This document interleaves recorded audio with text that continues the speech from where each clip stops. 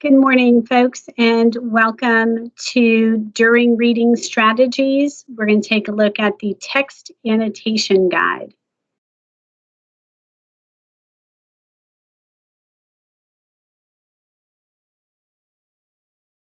The text annotation guide is used while you're reading to gain better understanding of the text and to engage in the text.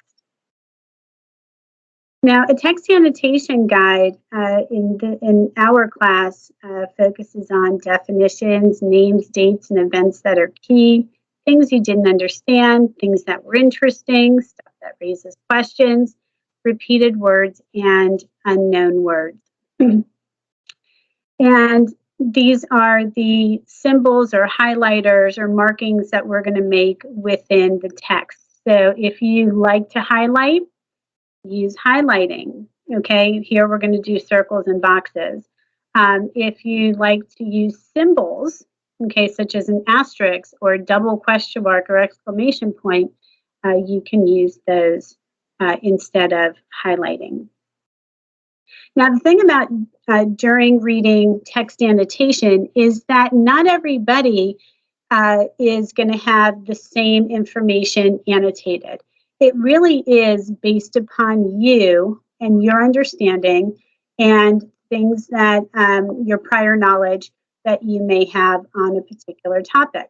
So there is not really a correct answer for each one of these components in text annotation.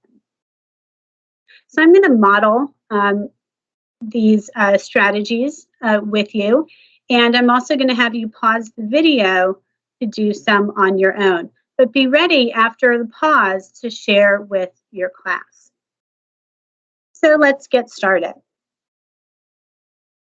First off, in your article on this review tab, if you click on that, you will see this speech drop-down menu. This is the read aloud features for those of you that prefer the read aloud feature to be used. Now, after reading your article and going back into your article, we're going to work on these components here. So we're going to start off with definitions. As you read through the article, if you come across any words that have definitions, you're going to highlight them in yellow. Now, some texts have more definitions than others. In this particular text, you may not find a whole lot of definitions. But as I'm reading through it, I came across this words per minute, WPM. So we spell out words per minute throughout the beginning of the article, but when we get to this piece, we have this WPM. You might want to highlight that as a definition. Go through your article and see if there are any more definitions in here. We'll take a brief pause and be ready to share if you find other definitions. Next, we're going to move on to names, dates, and events that are key. So here we can use the purple highlighting feature, or we can use an asterisk. The asterisk, if you tend to use symbols, I recommend maybe putting that in purple font to help it stand out from the black font. So let's go through and take a look at names. Names can be names of places, names of people. Okay, so I see Finland's Aalto University, University of Cambridge, and at Zurich. So if I'm a symbol person, I can put an asterisk there, and I can code them in purple and help them stand out a little bit. Right? If I'm a highlighter, I can just simply highlight. Whenever we have names of places, particularly universities, this helps to validate the information in this article, that it's not just made up. Okay, so we have the scientist's name, and we have another person's name, Ira Janowitz, an ergonomic consultant at the University of California, Berkeley. So typically when people are named in articles, it's because they are experts in a particular field. And usually those experts are associated with universities because they teach there. Now, in my during reading strategies, I don't notice any dates, but events that are key. Now, an event may not actually be a physical event, but it might be some information relating to our main idea. So we know from our pre-reading that there's a difference in typing on smartphones than there are on keyboards. So I might find some information in the article that relates to that main idea. So one of the things that I found is that many children grow up with some kind of school training to learn how to type. Okay. But when it comes to typing on a smartphone, it's a type of motor skill that people learn on their own with no formal training. That's kind of different. So on a keyboard, at least when I was in school, I had to take a keyboarding class to help me learn how to type without looking at the keyboard. But when it comes to a smartphone, we may not be looking at that keyboard, but we're typing, and it's something that you taught yourself. More so than taking a formal class on. So let's pause the video here and let's see if you can find another event that is related to the main idea. Be ready to share with your class. All right, now we're going to go on to something I didn't understand. So is there part of the text that you're not quite sure what the author is getting at? So you can highlight in orange, or you can use double question mark. Probably good to put it in orange font color for this particular something that you didn't understand. So this is a little bit different from unknown words. Okay, so this is just something you're not quite sure what the author is trying to get at.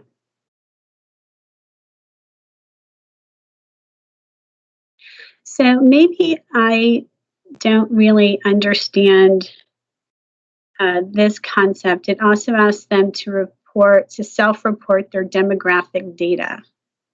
So maybe I don't understand what the author means by that. So I can use my orange question marks, my double orange question marks for that. Or I can highlight that with an orange-like highlighter color. Okay. So I'm going to have you briefly pause the video. Go back through the text as you're reading. Is there something you didn't understand? Either use your double question mark in orange or highlight in an orange-like color. Next, we're going to go to something that is interesting. So this can be a lot of different things in the article, and what I may find interesting, you may not. So once again, there is no right or wrong when it comes to these strategies. Okay, and when it comes to identifying something that is interesting. So I find one of the things that I thought was interesting was that there were more errors uncorrected in a particular text. So I can highlight that green, or I can use a green exclamation point for this statement. Okay. So maybe I also find that with a touch screen, it's easy for a user to push harder on a keyboard than necessary, which can cause physical problems over time. So I might want to highlight that in green. So now I want you to pause the video and highlight some interesting facts that you learned from this article. Be ready to share with your class.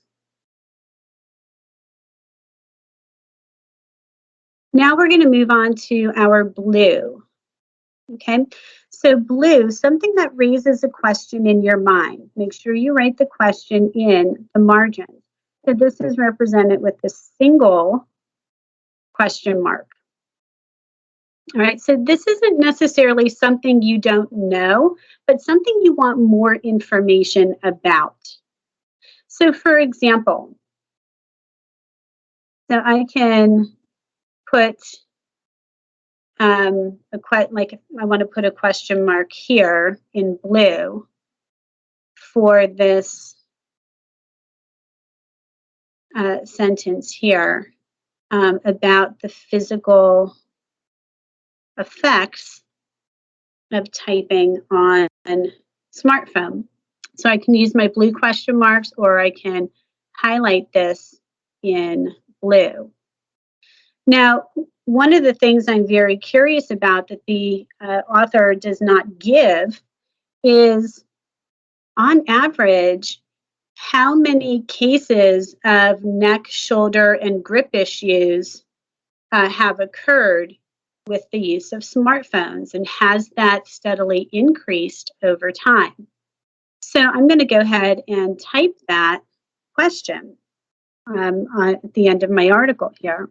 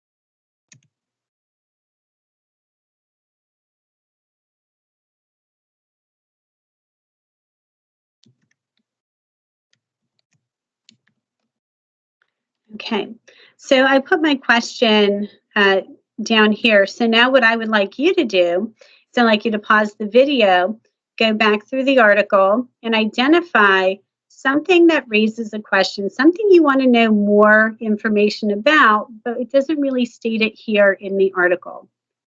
Highlight or use your blue question marks and turn it into a question. What is it that you want to know more about? We'll take a brief pause and be ready to share with your class. Next are the repeated words. What words do we see over and over again in our article? So here we're going to go to our insert, and we're going to go to illustration, and we're going to go to shape, and we're going to click on our circle. So as we're reading through the text, what are some words that we see over again? One of them I notice is mobile typist. Okay, so I'm going to go ahead and put my circle around these words. Now, I clicked on this middle square here because I want my outline to be black so it's easier to see, but I don't want this filling in there. So I'm going to go over here and I'm going to click no fill. So I see mobile typist, and then I see mobile typing here again.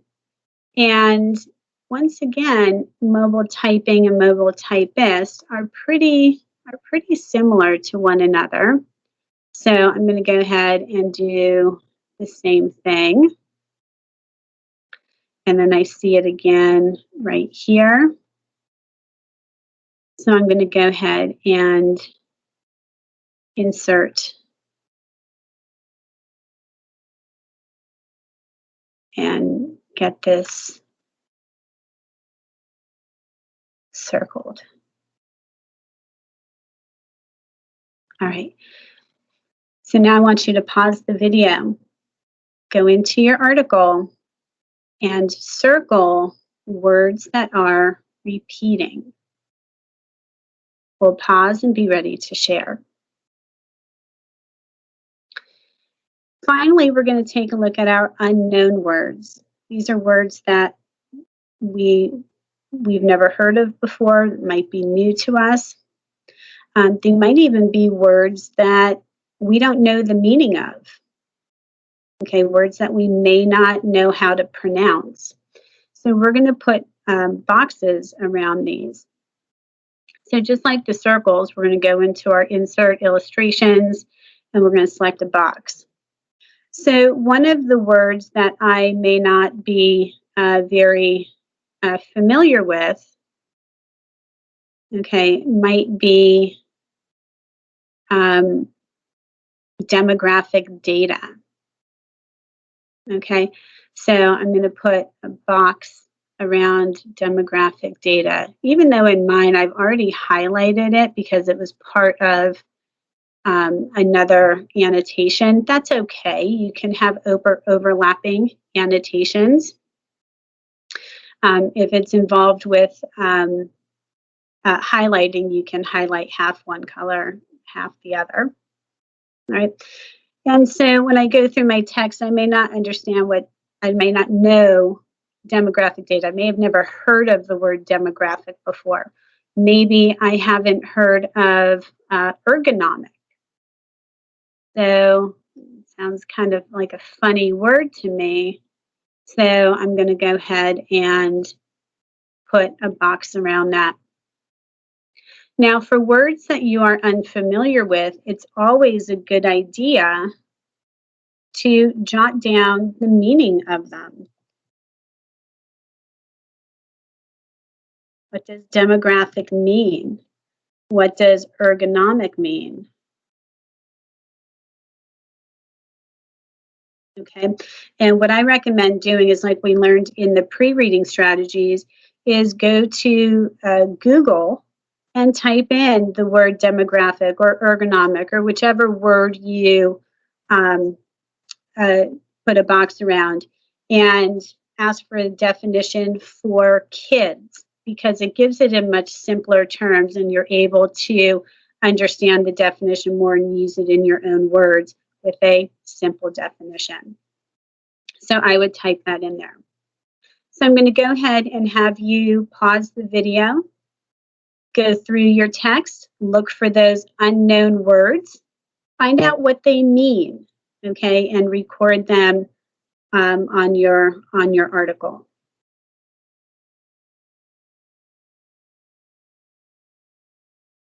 So folks, when you annotate a text, it's based upon your background knowledge. It's based upon your prior knowledge that you have about a topic. So it's going to look different for different people.